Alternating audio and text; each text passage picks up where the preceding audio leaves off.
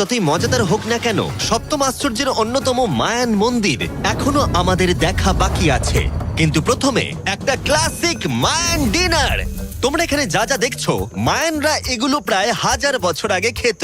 যেমনটা আমি এই ভিডিওতে আগে বলেছি, ওরা শস্যের দেবতাকে পুজো করত। আর যদি তোমরা না জানো, টোটিলাতে ভুট্টা প্রধান উপাদান। যে এটা এডিট করবে বলো তো, মায়ানরা কি ট্যাকোস আবিষ্কার করেছিল, হ্যাঁ নাকি না?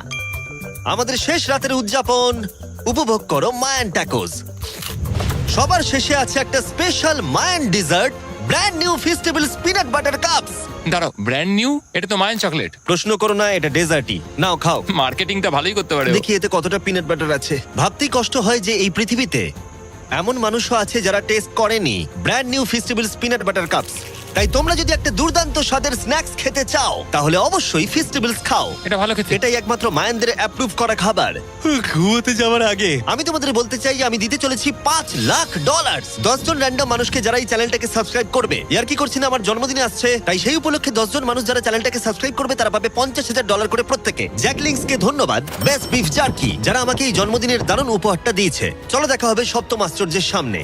অবশেষে এই যাত্রার শেষ মুহূর্তে এসে পৌঁছলাম, যার জন্য আমরা সবাই অপেক্ষা করছিলাম। বিশ্বের সপ্তম আশ্চর্যের অন্যতম কুকুলকানের মন্দির।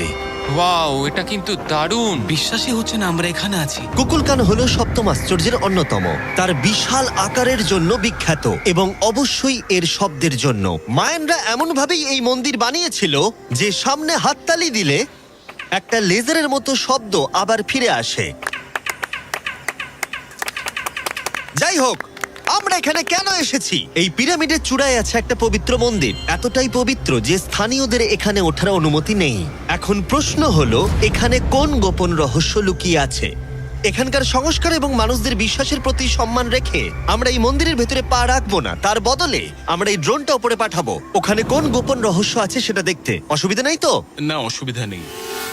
চলো দেখা যাক। ও মাই গড, রাজকীয় সুন্দর। ওখানে কি আছে জানার জন্য তর সইছে না।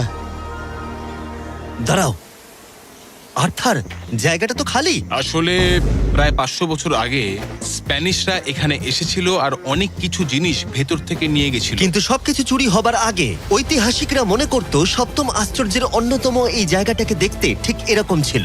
আর সত্যি বলতে জায়গাটা অসাধারণ। আর যদিও আমরা কোনো সোনা খুঁজে পাইনি, আমি কৃতজ্ঞ যে এই প্রাচীন সৌধগুলোকে দেখতে পাচ্ছি আর তোমাদের